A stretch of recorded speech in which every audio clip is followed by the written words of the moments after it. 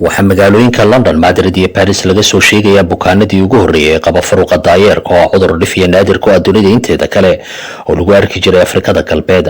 Maalmo kadib ayaa waxaa soo taraya dadka laga helay cudurkan sida wadamada Spain, Portugal, Mareykanka iyo Canada.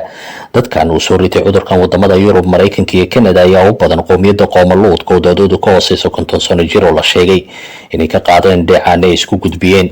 waxaana la sheegay in xanuunkan ilaa iyo hadda uu ka tagay qofkaas buuxiye kadib siiskiisa. dalka Ingiriiska waxaa la bilaabay in dadka ka agdhow bukaanada la siiyo tallaalka furuqa si looga gaashaanto. ilaa iyo haddana saraakiisha caafimaadka ayaa ka gaabsaday inay wax xiriir ka dhexeeya furuqa daayeerka oo meelo fara badan lagu arkay iyo dhalinyaro Qowmaluud oo noqday dadkii ugu horreeyay uu soo rito cudurkan. lama oga ilaa iyo hadda in cudurkan lagu kala qaado galmada sida AIDS oo kale inkaste oo ay dhaqaatiirtu u badinayaan. haddaba maxay tahay cudurkan furuqa daayeerka? waana virus halis badan oo si xawli isku badiya sababana jirka inuu ka soo baxo nabaro. haddaba cudurka furuqa ayaa ilaa hadda loo hayn wax daawa. viruska furuqa ayaa si weyn u faafa waxaana lagu kala qaadaa walxaha hawada ku jira ee qofka qaba ka soo baxa iyo dheecaamo ka soo baxa oo dabadeedna dhiigga raaca. astaamaha lagu garto cudurkan ayaa waxaa ka mid ah nabaro ka soo daata jirka oo idil, xumad ama qandho aad u daran oo qofku uu dareemo, jirdhiciyo korbo, madax xanuun fara badan, muruqyada oo qofka xanuuna, daal iyo dekaan fara badan, qanjaha iyo cunaha oo qofka barara, nabaro ka soo daata carabka iyo afka gudihiisa iyo xubnaha taranka.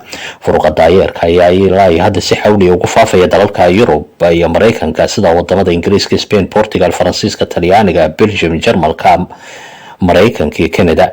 furuqa daayeerka ayaa xanuun horey uga jiri jiray wadanada Afrikada Galbeed, waana cudur inta badan asbuucyo kadib laga kaco nabaro ku reeba jirka bini'aadanka.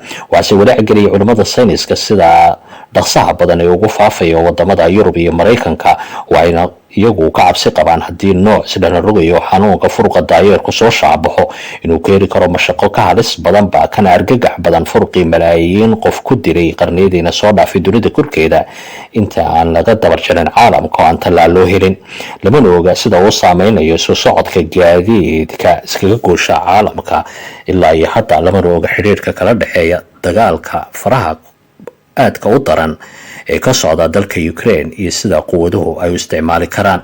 la wadaag asxaabtaada.